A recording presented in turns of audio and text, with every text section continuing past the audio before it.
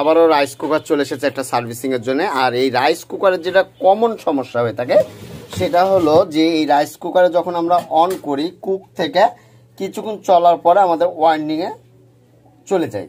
এটা কিন্তু কমন একটা সমস্যা। এই সমস্যার জন্য আমরা সবসময় যেটা করি, হয় আমরা ম্যাগনেট চেঞ্জ করি, নাহলে এই থার্মোস্টারের প্রবলেম হয় বা এই সুইচের প্রবলেম হয়। এটা বিশেষ করে যে জিনিসটা আমি দেখেছি বেশিরভাগ ক্ষেত্রে এই ম্যাগনেট বলেন বা এগুলো হয়। কিন্তু এর সাথে যখন আমি কিছুদিন আগে ভিডিও বানাইছিলাম যে এই যে ফিউজটা দেখতে পাচ্ছেন, এই ফিউজের কারণেও এই ধরনের প্রবলেমগুলোর সম্মুখীন হতে পারেন, আবার আপনার কয়েলের জন্য হতে পারে। এটা কিন্তু বোঝা যায় না। আবার অনেক সময় কী হয় যে এই যে এখানে যে স্ক্রুগুলো দেখছেন কোনো সময় ভেঙে গেলে বা কিছু এরকম প্রবলেম হয়। অনেক সময় এই বাটিগুলো যদি ঠিক মতন না থাকে, একটু 19-20 থাকে, তাহলেও কিন্তু এই ধরনের প্রবলেম হয়ে থাকে, যেটা ভাত হতে হতে পানি গরম না হতেই ব্লকের পাশে আসে। তো আমি যখন বললাম আপনাদের সবাইকে যে আসলে ভাই এই ধরনের ফিউজ থেকেও এই ধরনের প্রবলেম হতে পারে, আমাকে সবাই ভাই ধুয়ে দিলেন যে আপনি কি কাজ জানেন, আপনি কি বুঝেন, না বুঝে বা কেন ভিডিও বানান। ভাই আমরা তো প্রতিদিন কাজ করছি, তাই না? এই রাইস কুকারগুলো যখন আমরা এগুলো সব করি, চেঞ্জ করি, তারপরে আমাদের অটো হয় না, তখন আমরা ফিউজ চেঞ্জ করেছি, তখনকার দেখছি জিনিসটা হয়েছে। তাহলে বুঝতে হবে যে অনেক সময় এই ফিউজের কারণে এই ধরনের প্রবলেমগুলো হতে পারে। আর ভাই হবে কোনটা থেকে আপনি কি করে বুঝবেন? আপনি কি বুঝবেন কখন কোনটা থেকে হবে?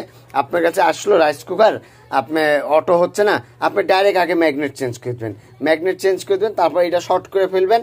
কেননা আপনি যদি কাস্টমারের কাছে এই ম্যাগনেটটা চেঞ্জ করেন, 100 টাকা বিল নিলেন, এটার দাম আবার 40 টাকা, 140 আপনাকে দিবে না, তখন আপনারা কী করেন যে শর্ট করে দেন। এটা শর্ট করবেন না, এটা থার্মোস্টার নতুন লাগাই দিবেন দরকার হলে। আর আপনাদেরকে যেটা বলছি আপনারা জিনিসটা বুঝেন। আপনারা যদি সব চেঞ্জ করলেন, আপনাদের কয়েল ভালো আছে, বাটি ভালো আছে, ম্যাগনেট চেঞ্জ করলেন, থার্মোস্টার চেঞ্জ করলেন, সুইচ চেঞ্জ করলেন, ফিউজ চেঞ্জ করলেন না, তাহলেই প্রবলেম হতে পারে। আপনি জানেন এই যে সকেটটা দেখছেন, এই সকেটের জন্যও প্রবলেম হতে পারে। অনেক সময় এই প্লাগ, এই সকেটটা লুজ থাকে, এই ভিতরে কিন্তু লুজ থাকে, একটা কানেক্টর লড়ে যায়, পুড়ে যায়। তখন কি হয়? তখন হলো স্পার্ক করে, ভোল্টেজটা আপ ডাউন করে, তখনও কিন্তু এই ধরনের প্রবলেম হতে পারে। তো আমি যে বিষয়গুলো বললাম, যে কথাগুলো বললাম, এই কথাগুলোর ভিতর যুক্তি আছে। কথাগুলো আপনারা একবার ট্রাই করেন যারা এই ধরনের প্রবলেমে ভুগছিলেন, বা আপনাদের কয়েল চেঞ্জ মানে ম্যাগনেট চেঞ্জ করেছেন, এটা চেঞ্জ করেছেন, সব করেছেন, করার পর আপনার কাজগুলো ঠিক মতন হচ্ছে না। আরে ভাই তখন আপনি এই কাজটা একবার করে দেখেন, করার পর আমাকে বলেন যে রবিউল ভাই যে আমার এই প্রবলেমগুলো সলভ।